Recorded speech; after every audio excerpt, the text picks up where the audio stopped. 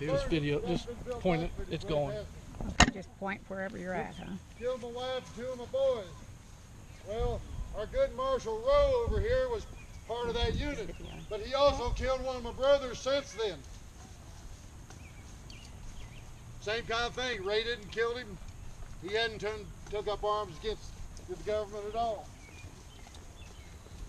Well, this is how bitter things got during the war. Turn neighbor against neighbor, turn brother against brother. He killed my brother, my partner had him, killed my wife, 2 boys. So I'm determined to kill him. That's the gist of it. I'm portraying a bushwhacker again. I'm wearing blue so I could slip into town without as much problem as riding in wearing a bushwhacker shirt. This afternoon, about 2:30, well, by 3:30 you'll see my bushwhacker shirt. What that is, somebody over there, anybody got a bushwhacker? Lewis, come forward. This is what we call a bushwhacker shirt that he's wearing. It's based on the battle shirts that were worn earlier in the war. I do have a real wide open collar, either a V-neck or an oval neck, big pockets on the front to hold caps or about anything you want to put in there. Then he'd have a couple pistols strapped on. See, the bushwhackers rode into battle carrying 6 or 8 pistols. I'm carrying 6 right now. 4 on the horse, 2 on me. I have carried as many as 9. But in these little skits we do, I know I don't need 9. Sometimes some of the regular battles we do, if we're going to be fighting for 30 minutes, in a reenactment somewhere, that's where I'll need all the pistols I can carry. The advantage of the pistols, or the advantage the bushwhackers had, right now I'm carrying 6 pistols. I've got 36 shots before I have to retire from the battlefield and reload anything. The militia that we're going against would have single-shot rifles and maybe a pistol. So they would fire a volley before they could reload, which would take about 20 seconds. Bushwhackers would charge and could wipe them out. A good example of this took place in September of '64 with Centralia, Missouri.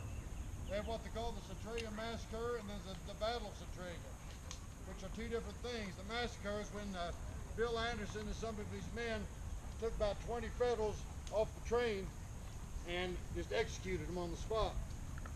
The Battle of Centralia was a few miles south of town. As a Federal unit came in, commanded by Major Johnson, determined to catch the bushwhackers for what they had done.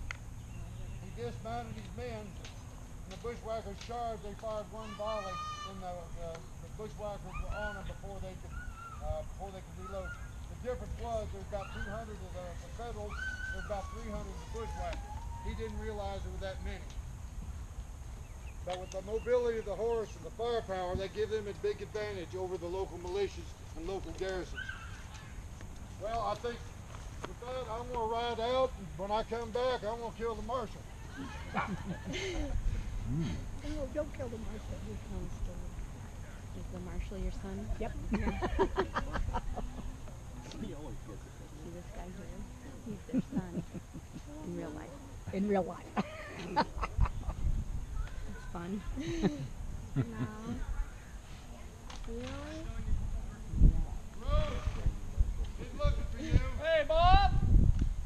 I come here to tell you. I've been looking for you too! Don't need to look no further. I'm here. You killed my brother about a year ago. You were part of the bunch that burnt my house, killed my wife and 2 of my boys. Yeah, I was there. I know you were. I'm going to kill you for it. No, I got a warrant for your arrest right here. See that there? That picture right there looks like you. I'm going to get me $200 just like I did for your brother. You think so, huh? Oh yeah. $200. Come on over here and let's talk. All right. I'll come that way. Hey, put your gun down.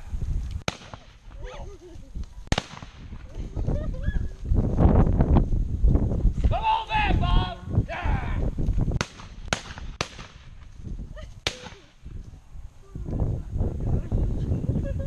I think they got him. I got it. Oh, he still got some yelling into him.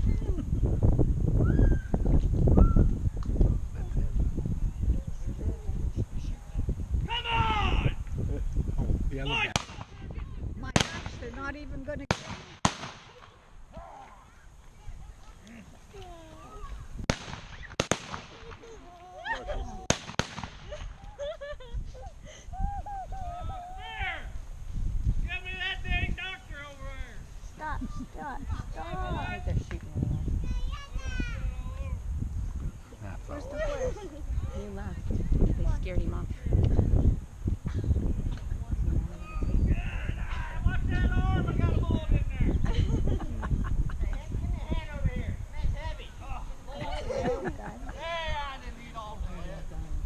that feels like cooking right there.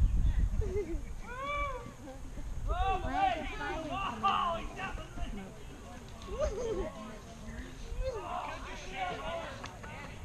Thank you. Hey, Doc, come on out of there.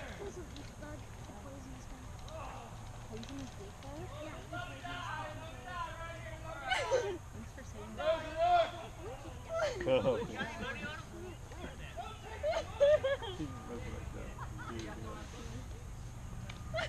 Took his money. No, they took the picture of Bad Bob. Oh. There, folks, you saw one of the common tactics of bushwhackers. I'm gonna do it again. Oh, pistol in each hand. I'm gonna do it again.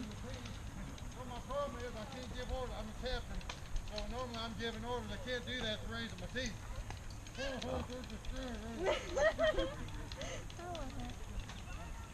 But it is a fact that a lot of them fought that way. But they were young men, 18, 19, 20 years old for the most part.